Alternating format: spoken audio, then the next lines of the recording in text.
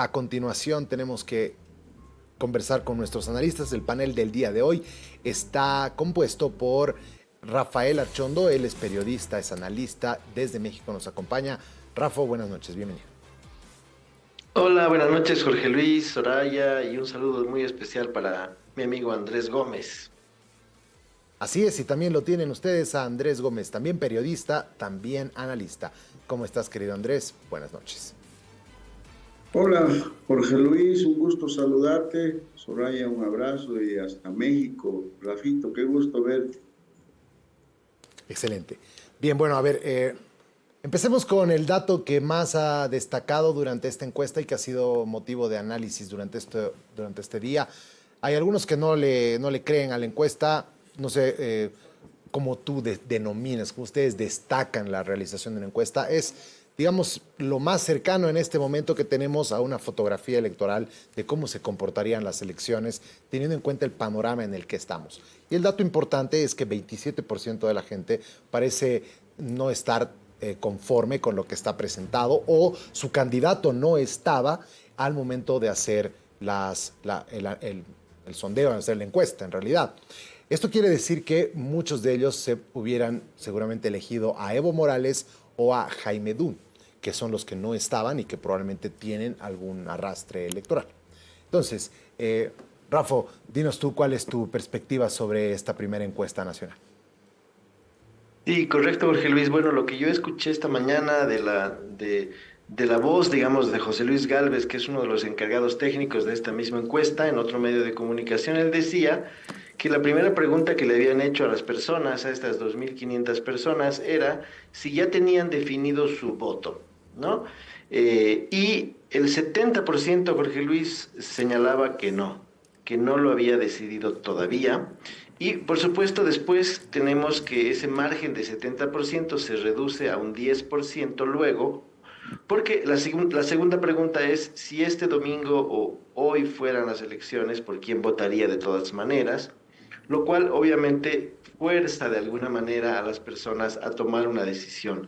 Pero yo creo que este elemento es ilustrativo y hay que, creo, plantearlo dentro del contexto, porque creo que a pesar de que no falta tanto para el 17 de agosto, todavía muchas personas no sabemos, me incluyo dentro de ellas, por quién votar. No solo porque hay incertidumbre, no solo porque no tenemos definida todavía claramente la papeleta electoral, sino sobre todo porque yo creo que en general la evaluación de los bolivianos es que todas estas candidaturas son eventualmente muy improvisadas, están muy debilitadas, se están organizando, digamos, de forma muy acelerada, de acuerdo a los plazos y respondiendo a tantas impugnaciones legales. Y entonces es difícil que la credibilidad se pueda cultivar en un escenario donde no tenemos ofertas consolidadas. Seguramente esto va a cambiar en el futuro, pero hay muchísima indecisión en el ambiente. Otro elemento que me parece importante, Jorge Luis, Soraya, Andrés, es que de los 9 departamentos que conforman Bolivia, en esta encuesta tenemos prácticamente 6 departamentos donde se registran empates. Es decir, la diferencia entre el primero y el segundo es muy pequeña. Estoy hablando, por ejemplo, de Santa Cruz, del Beni, de Potosí, de Chuquisaca, de Cochabamba y de Oruro. En esos 6 departamentos, prácticamente la diferencia entre el primero y el segundo está dentro del margen de error y es difícil señalar un puntero claro, es decir, alguien que esté por encima de los demás con una cierta ventaja. Los únicos lugares donde parece haber una victoria más o menos visible, digamos así, subrayable, es en el departamento de La Paz y en el norte en el norte, es decir, Pando, y en el sur extremo, que es Tarija, ¿no? Donde sí hay claros ganadores. Esta, digamos, abundancia de empates, no sé cómo ustedes lo ven, pero me hace pensar una vez más que no tenemos nada definido, ¿no? Que realmente hay demasiado margen, digamos así, para imaginar un ganador u otro y donde todo esto puede ser posible. Es lo que se considera generalmente una elección abierta, donde no hay un claro favorito, ¿no? Creo que ese es, digamos, el escenario que esta encuesta nos muestra. lo cual pues nos puede llevar a concluir que seguramente Bolivia vivirá por primera vez una segunda vuelta electoral y número dos, que el Congreso, la Asamblea Legislativa Plurinacional, estará fracturada en varias bancadas, que ya no tendremos solo tres, como actualmente sucede, sino que tendremos probablemente hasta seis bancadas, y entonces eso obligará a conformar un gobierno de coalición. La unidad de la que tanto se reclama en todos los campos llegará, me imagino, en noviembre. Andrés, qué lectura haces de estos resultados, sobre todo de los nulos, de los blancos y del no sabe, no responde? O sea, ¿qué deberían tomar en cuenta todos los candidatos en estos momentos? Hacer una buena lectura de esta porción de la encuesta. Soraya, la secuencia que hacía Rafael, la primera pregunta es si que habían hecho la empresa que encuesta preguntó si habían decidido su voto y el 70% de cada 10, 7 dijeron que no, y después cuando vieron los nombres empezaron a elegir. Yo deduzco que a partir de esa situación es que está pesando en la decisión de las personas y va a pesar el bolsillo y el estómago, es decir, la situación económica, ¿ya?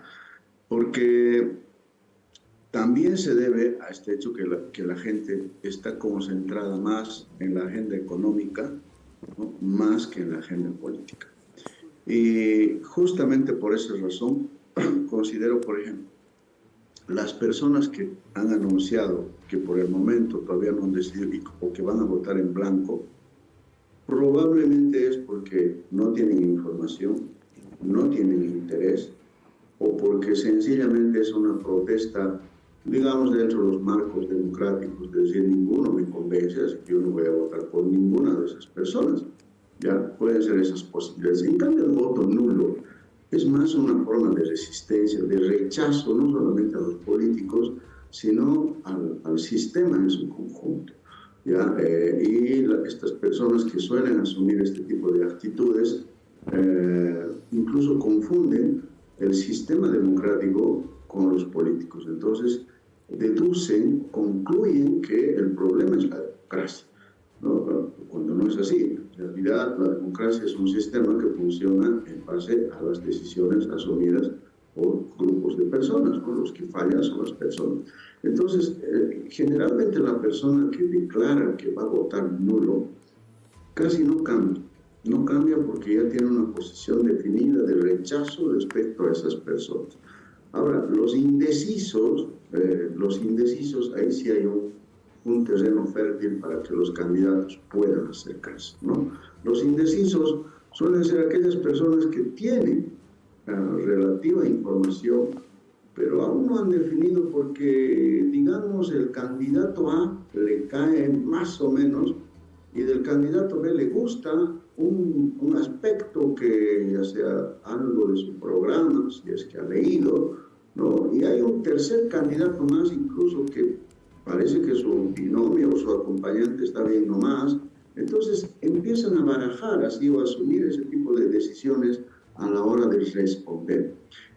Pienso que se va a ir clarificando más, ¿no?, en la medida que va a ir acercándose las elecciones, pero hasta ahora lo que es la tendencia que se muestra es que por primera vez en 20 años, ¿no?, la oposición va por delante, aunque no con mucha ventaja, pero hay dos candidatos de la oposición que van por delante, porque en las anteriores elecciones, en todas las que hubo desde el 2005 hasta el 2020, el MAS siempre estaba arriba. En cambio ahora ya no. Eso, por ejemplo, es un punto significativo, por lo que deduzco que el bolsillo, el estómago van a pesar en estas elecciones. Bien, Rafa, vamos con temas específicos de lo que está pasando con las candidaturas. Y bueno, el dato de Andrónico es importante, y el dato que estaba comentando ahora Andrés sobre los blancos, los nulos y los indecisos. ¿No consideras que ahí está un poco de lo que del voto duro de Evo Morales, que podría ser trasladado parcialmente probablemente a Andrónico Rodríguez? Sin el apoyo de Evo Morales, Andrónico Rodríguez parece estar en tercer lugar. Si tuviera ese respaldo, probablemente sus puntos aumentarían. ¿Cómo lo ves? Sí, correcto, Jorge Luis. Yo creo que en esta elección va a haber tres lugares en el país que de alguna forma van a dirimir, van a entregar de alguna manera el poder, ¿no?, a quien resulte ganador. Yo creo que, por ejemplo, en el caso de Samuel y Tuto, que están prácticamente empatados en Santa Cruz, y curiosamente Tuto está primero por unos puntos, ¿no? Por muy poco margen está primero en Santa Cruz. Yo creo que ahí nos está mostrando que, digamos, la clásica oposición que conocemos desde hace 20 años, de alguna manera va a necesitar el respaldo contundente de Santa Cruz para poder tomar la delantera. Yo creo que entre Tuto y Samuel se están jugando Santa Cruz. Y Santa Cruz va a ser ahí decisivo para ese grupo político, para ese segmento de la política, ¿no? Respondiendo a lo que me decías, Jorge Luis, yo creo que en el caso de Andrónico, como muy bien lo dijiste, pues se necesita el apoyo de Evo Morales, y entonces ahí entra otra región en juego, los 300.000 votos, que además son votos que llegan a 90% en muchos casos, que provienen del Chapare, ¿no? Carrasco, Tiraque, Chapare son, digamos, las provincias que podrían poner, digamos, a Andrónico Rodríguez en la segunda vuelta. Dudo mucho que esto suceda, me parece que cada vez está más fuerte el enfrentamiento al interior del electorado del MAS, pero creo que el Chapare va a ser decisivo, sobre todo por la contundencia de su votación, porque ahí no hay pluralismo, porque ahí no hay competencia, prácticamente el Chapare vota en bloque, ¿no? Y en el tercer caso creo que el Alto también va a ser fundamental. El Alto es todavía una ciudad probablemente en este momento indecisa, tiene a Eva Copa como su alcaldesa, que está, digamos, de alguna forma enfrentada a Evo Morales, pero tampoco es una ciudad que vaya a aceptar, digamos así, de buena gana ni a Samuel ni a Tuto.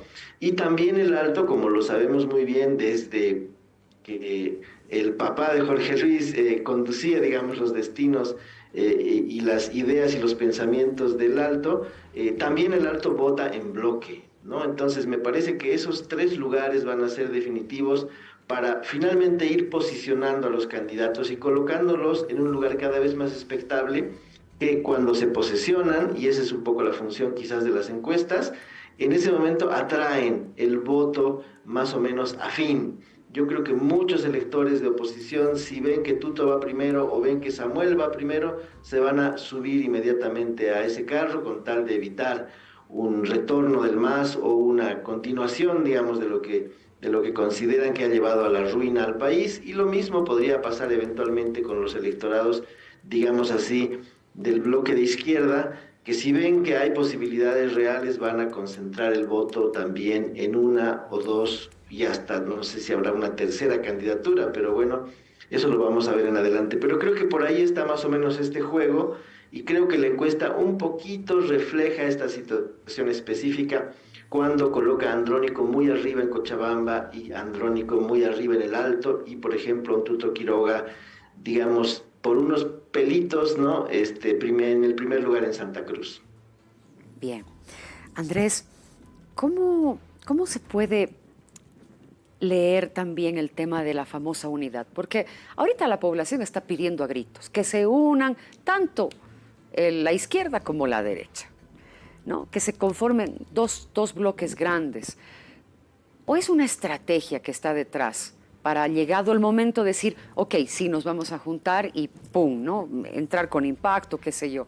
¿Cómo haces esta lectura? O sea, lo que quiere la población es una cosa y lo que ahorita nos están ofreciendo ellos es otra.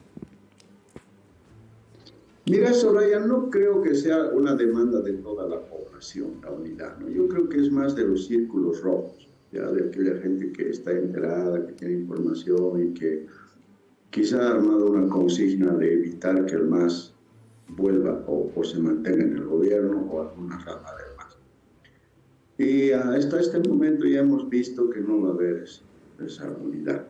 Pues tendrían que desprenderse de muchos intereses. Por ejemplo, ambos candidatos que van primero han invertido mucho dinero.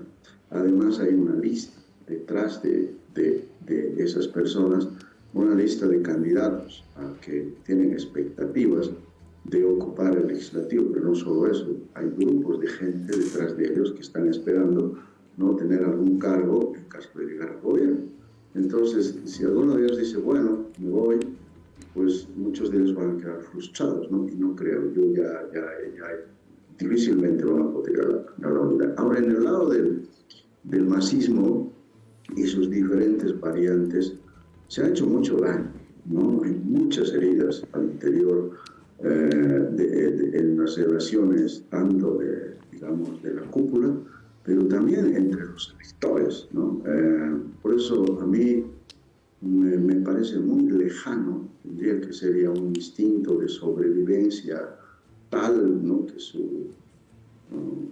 Que la amígdala del cerebro de Morales funcione por el temor a que le pueda pasar después de que suba la oposición al gobierno y decida apoyar abiertamente a Andrónica. Creo que no va a suceder, ¿no? Porque hay algo que quiere confirmar Morales en caso de que no vaya a participar. Él quiere confirmar que nadie va a ganar con él, que solo él podía ganar, ¿no? Por eso yo creo que le dolió incluso que Luis Arce gane con un 55%, y cuando empezó a declinar, probablemente ha sido una alegría para él, porque siguiendo las huellas de comportamiento, de cómo actúa Morales, es muy difícil que abra el corazón y le diga apoyo a Andrónico. Ahora, si lo hiciese, ¿no? También hay entre el electorado una bronca. Sin embargo, hay algo que sucede, particularmente en algunas regiones. Por ejemplo, en el Alto hay gente que añora a Morales. En parte de Potosí también, ya, y obviamente en el norte de Santa Cruz también, ¿no? Sin embargo, están conscientes de que probablemente no sea candidato. Y yo creo que esas personas ya se han inclinado por Andrónico, ¿no? Ya se han inclinado. Y considero, por cómo va la correlación, cómo se han ido moviendo últimamente las fuerzas sociales, creo que bastante gente, no sé, un buen porcentaje por ahora está migrando, ¿no? Hacia los partidos denominados de la derecha. Si estos partidos se hubiesen abierto más, ¿no? A considerar, por ejemplo, bloques Nacional Popular, bloques más conectados a los electores que suelen asumir posición en favor del MAS, quizá lo hubiese ido mejor. Pero se han encerrado en sus círculos y eso hace que no puedan capitalizar el apoyo. Perfecto. Aguárdenos, por favor, un par de minutos mientras nos vamos a una pausa publicitaria y continuamos con el análisis, por favor. Ustedes también, por favor, en casa, no se despeguen. Ya volvemos.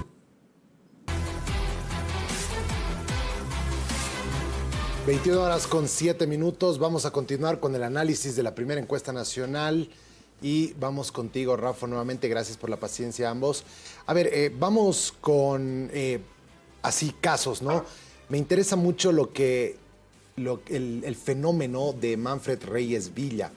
Estaba escuchando a una analista en Argentina hablar acerca de el fenómeno de algunos candidatos que son los que primero aparecen antes de que comience la carrera electoral, los que aparecen como primeras figuras de oposición o figuras para lanzarse a las elecciones y que tienden a desinflarse en vez de aumentar su electorado durante todo el tiempo que resta antes de entrar a la campaña.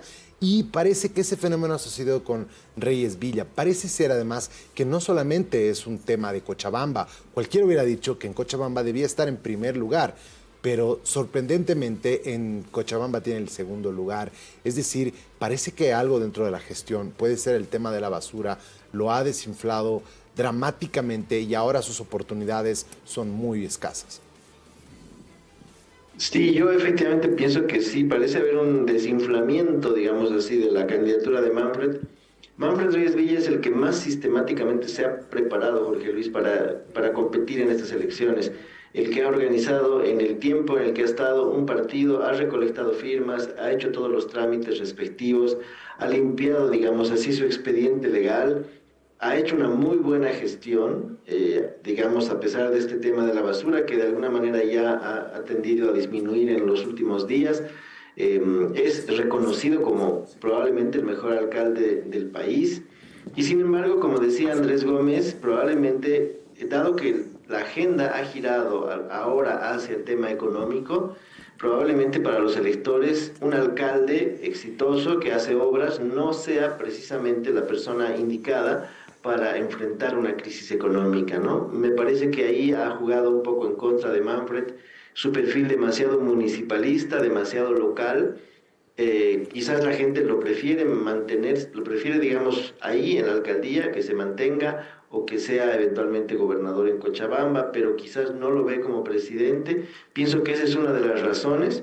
Otro dato importante es el candidato a vicepresidente de Manfred. No tiene el perfil llamativo de los demás, parece haber sido la última carta que podía haber escogido.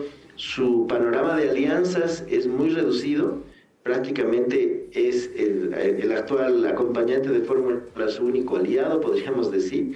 Y entonces sí, efectivamente ha perdido mucha velocidad, ha perdido mucho impulso y no parece ser, digamos, una fuerza considerable. Sin embargo, yo creo acá que la propia división de la oposición tradicional no es necesariamente perjudicial para la oposición. ¿Quién mejor que Manfred para ganar votos opositores en Cochabamba? Ni Samuel ni Tuto lo pueden hacer de la forma en que él lo puede hacer. Y entonces, convertido tal vez en una fuerza regional cochabambina, teniendo una bancada fuerte en Cochabamba, teniendo un par de senadores en Cochabamba, quizás podría formar parte de un nuevo gobierno de coalición. Sabemos que Manfred es un hombre abierto a ese tipo de alianzas y que eventualmente podría cogobernar con sus otros socios, digamos, de la oposición tradicional. Él no se ha enfrentado, no ha atacado, como lo hizo, por ejemplo, Chi, ni a Tuto, ni a Samuel, y entonces yo creo que ahí están abiertas las puertas para un posible acercamiento, digamos, entre Súmate y las otras dos fuerzas, ¿no?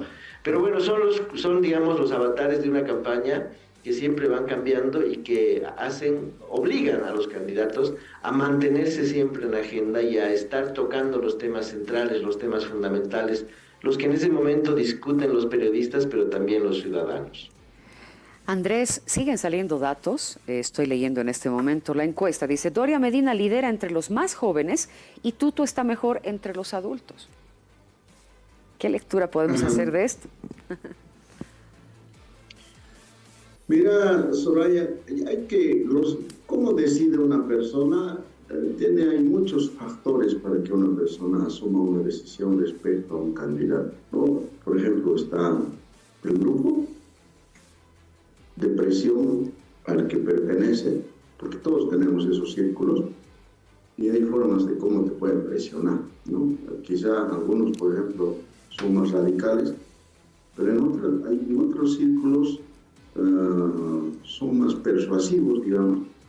Pero los votos de los jóvenes no creo que sean tan autónomos, ¿ya? Por la siguiente razón. Los jóvenes no tienen la información, no es que los menosprecie, pero tienen su agenda propia y no tienen la información, el contexto, los datos de la crisis económica, de la crisis institucional, ¿no? De la decadencia moral, ¿no? ¿A quién de los jóvenes miran para decidir su voto? Deciden en función de la familia, ¿ya? Porque en cada familia hay líderes de opinión. Y esos líderes de opinión tienen contactos con otros líderes de opinión de la comunidad a la que pertenecen, del vecindario, ¿ya? O de la clase social. Y en función de esos factores se va decidiendo el voto. También están los miedos, ¿no? También están las expectativas, los sueños, la cultura, por eso hay un voto identitario. Y en el caso de Manfred, ¿por qué cae? ¿Por qué empieza a caer? Porque hay una buena parte del electorado, quizá crecido, ¿no? Que está muy enojado ese electorado con todo el periodo de MAS, porque siente que ha retrocedido, ¿no? El país siente la crisis, entonces tiene una bronca acumulada. Y a todo aquel candidato que asocia, por ejemplo, con Luis Arce, en este caso Manfred lo asocia con Luis Arce, empieza a caer. ¿ya? Porque ese electorado tiene información, ese electorado deduce que en el mal momento que está atravesando hay un responsable, pero no solo a ese responsable apunta, sino también a otro responsable. Entonces, en este caso Morales. ¿Y por qué asume esas posiciones? Porque, como te digo, depende mucho de la información que recibe. Ya, estos sectores reciben información de medios que comulgan más o menos con sus ideas. Además, se preocupan por consultar otras fuentes, digamos, ¿no? No es que es un gran ilustrado, pero se preocupa de ver otras fuentes. En cambio, la gente, por ejemplo, que solamente puede escuchar, por decirle, Causa Chuncoca, ya, y otras radios así, también tienen una percepción a partir de las fuentes que reciben. Sin embargo, incluso ahí hay un resquebrajamiento. ¿Por qué? Porque la política también se hace a partir de sentimientos, de emociones personales. Hay personas al interior de ese electorado que han observado que solamente los dirigentes se han enriquecido, por ejemplo, ¿no? Y otra vez esos dirigentes se permisan en determinados cargos. Entonces hay una disputa también entre ellos, lo que puede generar una gran fractura, pero yo creo que sí van a migrar unos votos hacia otros candidatos que no son muy tradicionales en el área rural. Perfecto. Muchas gracias, Andrés. Gracias, querido Rafael. Gracias, querido Andrés. Ambos por su tiempo. Lo apreciamos un montón. Gracias a ustedes. Un abrazo para la audiencia. Un abrazo fuerte. Bueno, damas y caballeros, nos tenemos que ir a una última pausa al retornar el cierre del programa.